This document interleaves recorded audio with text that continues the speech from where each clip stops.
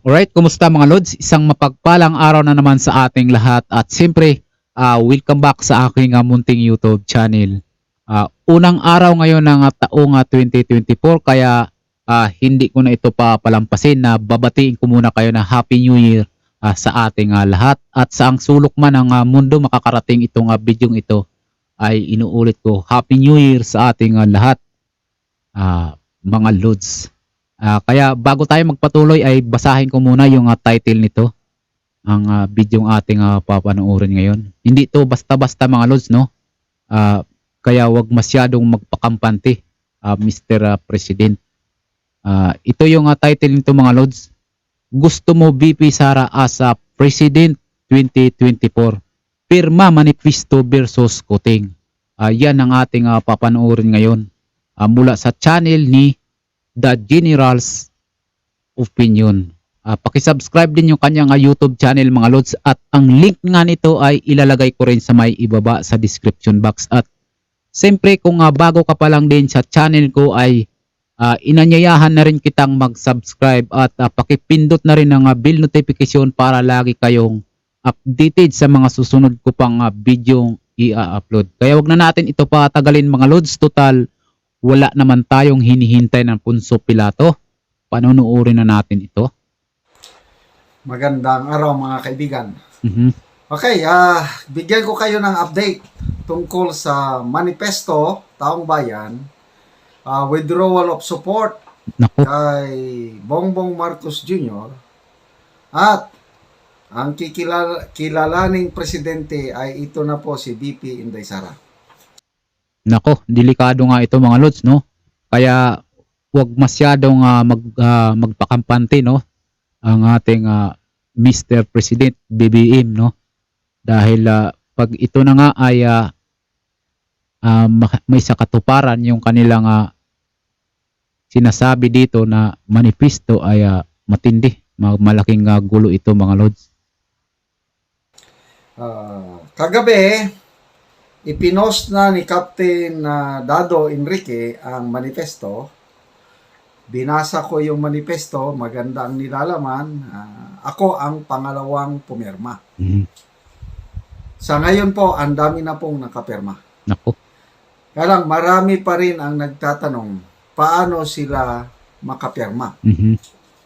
Okay, so, makinig kayo yung mga kapwa ko senior citizens.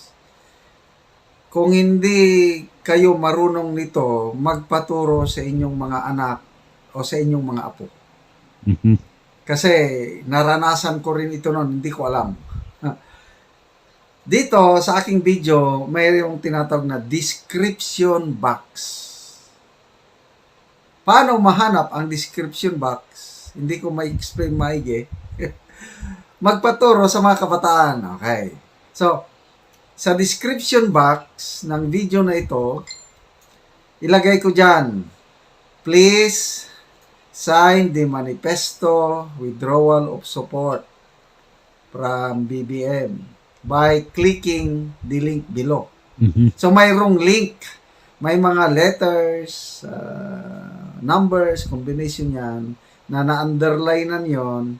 I-click mo lang, aka na bang pindutin mo lang. Pag pindot mo sa link na yon, lalabas na yung manifesto. Ganito na ang ganito na po ang ito na po yung laman. Why this petition matters? Sandali kay simulan ko sa simula. Why this petition matters? Ito po ang ito po yung post ni Captain Dado. Mayroong agila at mayroong tigre sa baba. So, ibig sabihin, yung agila, i-overpower niya na yung tigre sa baba, yung kuting. Nako. So, yung link, yun po yung sa taas. So, HTTPS CHNG, yan lang. Yun lang, pindutin ko na yung link. Pag pindot ko ng link, pinindot ko, ito na po yung lalabas, Manifesto ng taong bayan para sa inang bayan. Yan na. So, sign this petition. Yun ang lalabas. Sign this petition. So, bago mo pindutin yung sign this petition, kung gusto mo, basahin mo muna yung nilalaman. Mhm. So, isummarize ko na lang yung nilalaman na. Why this petition matters is started by Clemente Enrique. First paragraph. English, itong pagkasulat, isummarize ko na lang po sa Tagalog. Ang gobyerno ni Marcos Jr. ay tumahak ng landas ng oppression, suppression of truth, justice, our basic rights, and our freedom of expression. So, sinusupil, niyuyurakan ng administrasyon ni Marcos Jr. ang ating mga karapatan, Mhm. basic rights. Yun ang unang paragraph. Next paragraph, sabi niya, ang gobyernong Marcos ay nagko-cultivate o nagtatanim, nagpapalago culture of corruption, pagnanakaw, panloloko, Nako. pamimilit, at pakikipagsabuatan sa mga kalaban ng bayan. Yung kalaban ng bayan, yun na po yung Makabayan Black na nakipagsabuatan si Tambaluslos. Okay. Ito na ba yung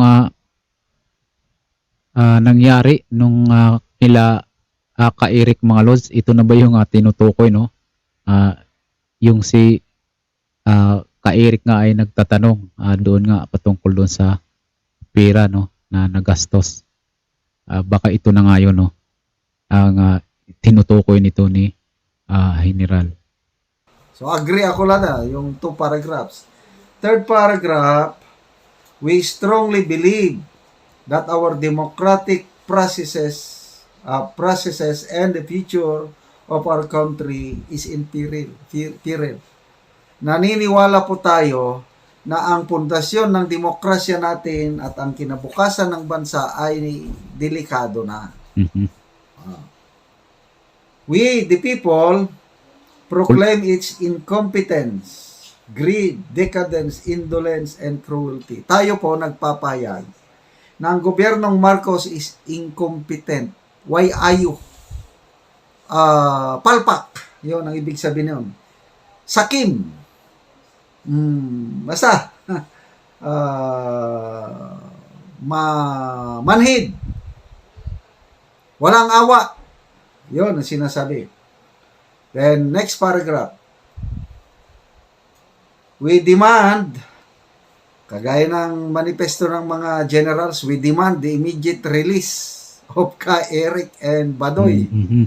Dr. Badoy. Ito rin, we demand ang aming mga karapatan maprotektahan, ang aming mga hinaing mapakinggan, at mawakasan na ang pang-uoppress o pang-susupil sa aming mga karapatan, at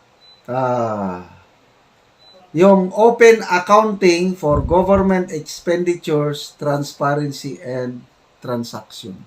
Yung bang, ito yung pasabog ni Sasasut na dyan sa Kongreso, billions of pesos, hindi na-account, walang resibo, certification lang. Mhm. Yun ang sinasabi dito, dapat ma-account. Dahil pera natin yun, billions. Ginagastos lang kung saan-saan. Correct ka dyan. Inis. Nung Christmas program nila sa Kongreso, according to Maharlika, nagdala sila ng mga beauty queens doon para magpasarap sila ng buhay. Hanip, no? Sana all. Correct ka dyan. Ay, nako. Grabing pagkain, inuman, parapel, $500,000 pesos, libreng biyahe sa abroad. Ganun po. Nako. Ito nga yung bunggang-bungga mga lods, no? Ay, ay.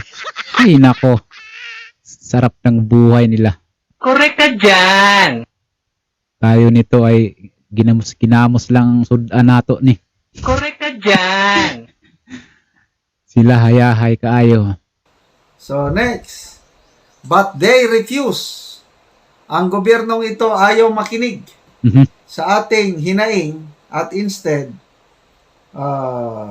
so, hopelessness and helplessness, ang nananaig na sa atin ngayon, sabi sa manifesto, hopelessness, helplessness prevail over the shameless betrayal of government officials. So, wala na tayong pag-asa sa gobyernong ito. So, Naloko na. sabi dito, we, the Filipino people, effective immediately. Kagabi, nung pumirma ako, effective na kayo. Pipirma kayo mamaya, effective immediately. Withdraw support for President Ferdinand Marcos Jr. for betrayal of public trust. Pinapayag natin na hindi na natin susuportahan ang gobyerno ni Marcos Jr. dahil betrayal of public trust. Tinalikuran niya, binaliwala niya ang ating boto. Yung 31.6 million na boto na tanggap niya, binaliwala niya. Nako, sino bang bumoto? Babawiin ko na rin ba yung boto ko nito? Kailangan na ba na bawiin na natin ang ating boto, mga lods? Dahil yun nga, marami na rin nakakapuna, no? Dito nga sa mga nangyayari. Pagpatuloy nga natin, mga lods.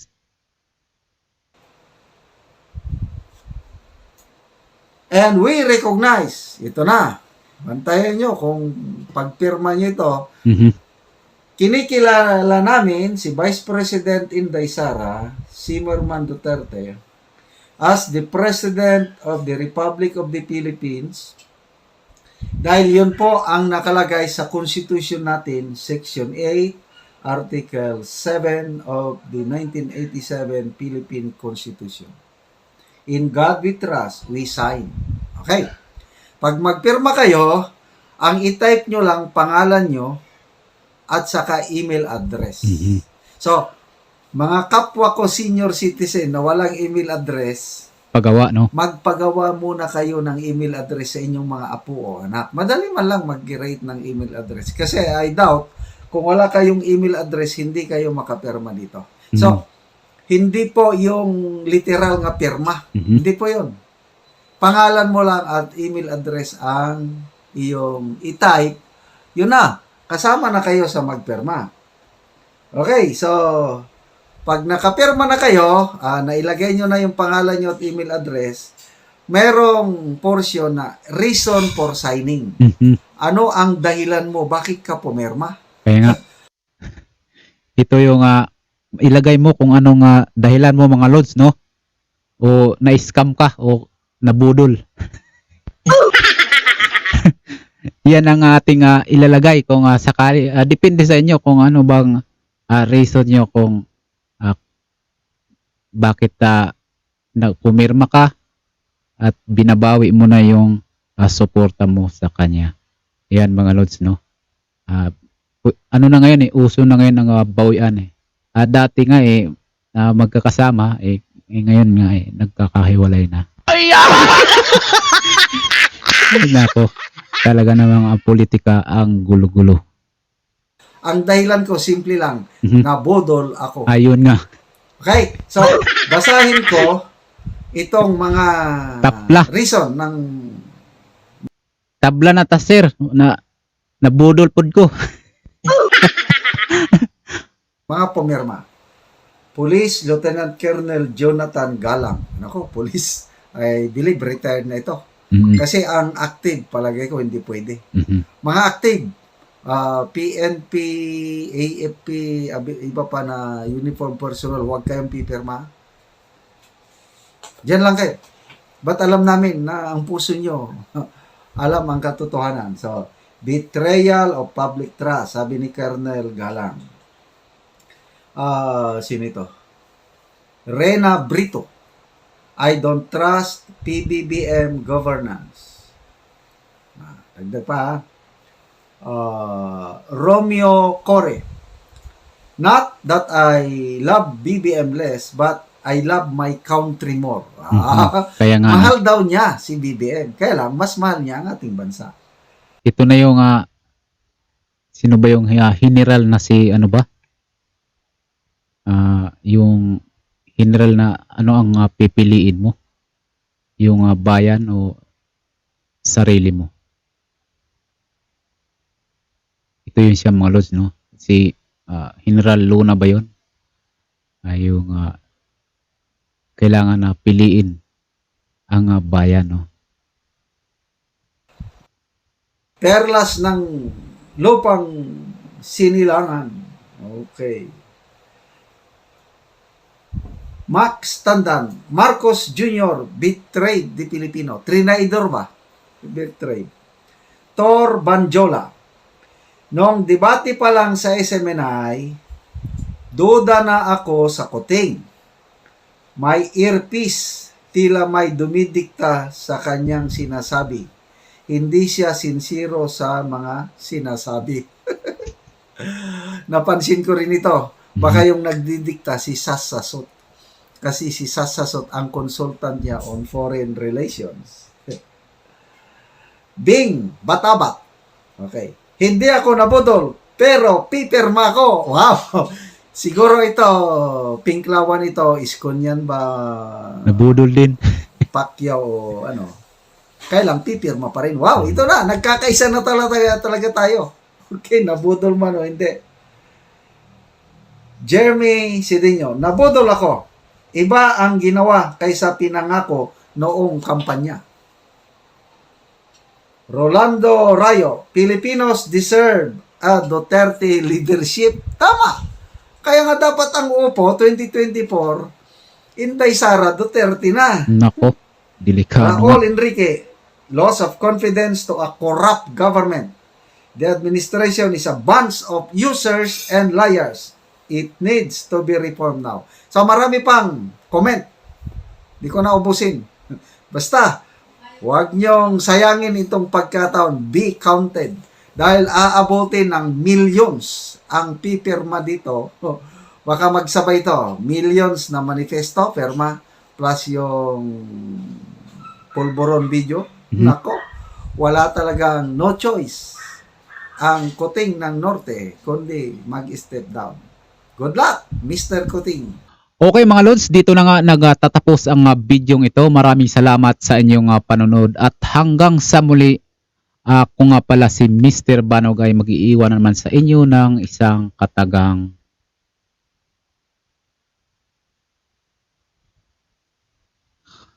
Okay mga lods, dito na nga nagtatapos ang bidyong ito. Maraming salamat sa inyong panunood at hanggang sa muli, ako nga pala si Mr. Banog ay mag-iiwan naman sa inyo ng isang katagang kahit nasa katwirang kapag babae na ang iyong kalaban ay manahimik ka na lang. Correct ka dyan.